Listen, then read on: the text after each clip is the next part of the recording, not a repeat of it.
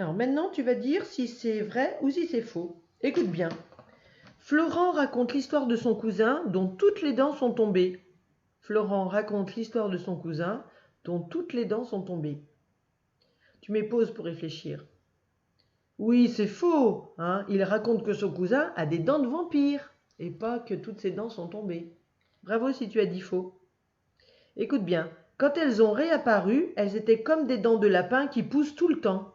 Quand elles ont réapparu, elles étaient comme des dents de lapin qui poussent tout le temps. Mets en pause.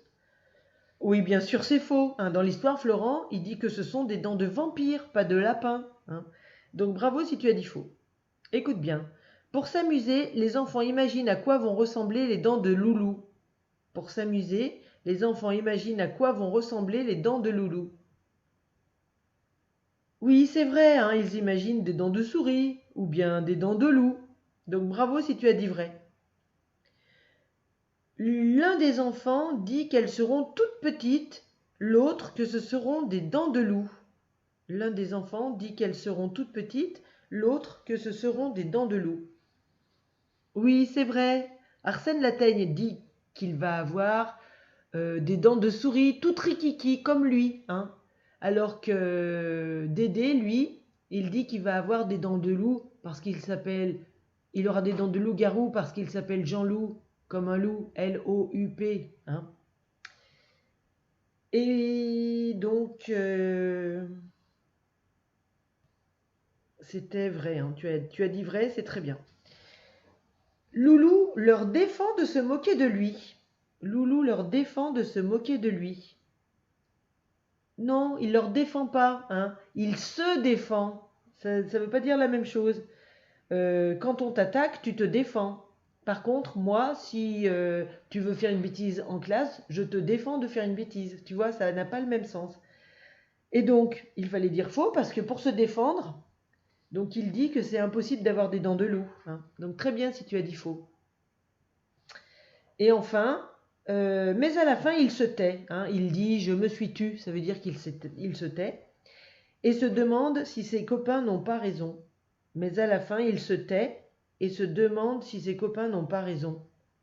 Oui, c'est vrai, hein. À la fin, il dit après tout, ils ont sans doute raison, je ne dois pas m'appeler Jean-Loup par hasard, hein. Peut-être que si on l'a appelé Jean-Loup, eh bien forcément, il est à moitié un loup. Voilà.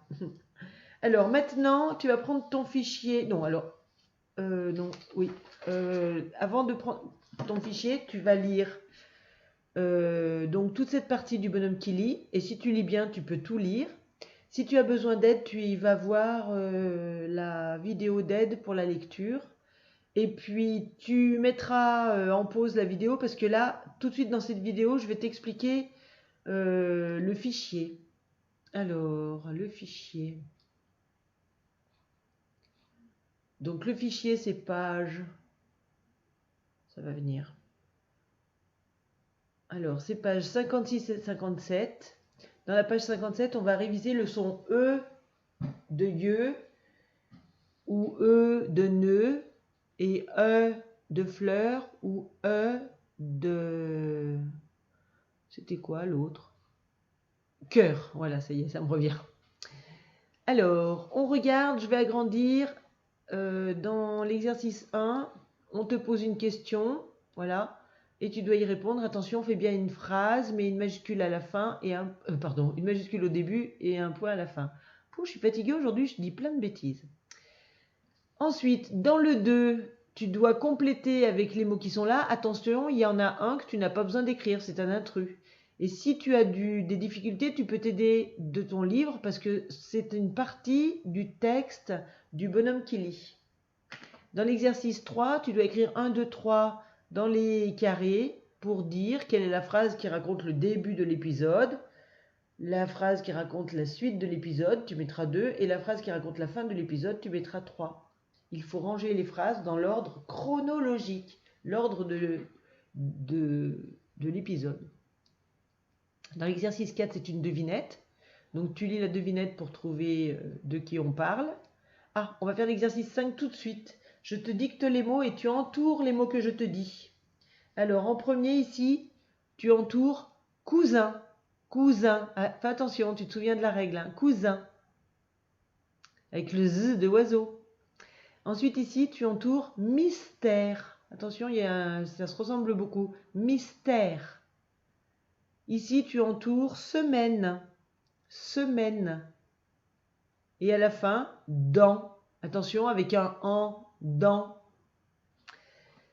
Maintenant, dans l'exercice 6, tu dois écrire sous chaque dessin le mot qui correspond. Ici, un vampire. Alors, tu vas trouver ça dans ta page là, hein. Une souris, une bouche, c'est comme ça se prononce, et une dent. Et donc, dent, tu vas le trouver quelque part par là. Attention, c'est une seule dent, c'est au singulier. Vampire, il est aussi écrit un peu plus haut. Puis souris, je pense que tu le sais l'écrire. Dans la page de droite, comme je te l'ai dit, c'est les sons E et E qui s'écrivent avec EU ou bien. Alors là, tu as les façons d'écrire, c'est soit EU, soit OEU. Alors, dans l'exercice 7, il faut que tu tries les mots qui sont là entre ceux qui se prononcent E comme yeux et ici E comme fleur. D'accord?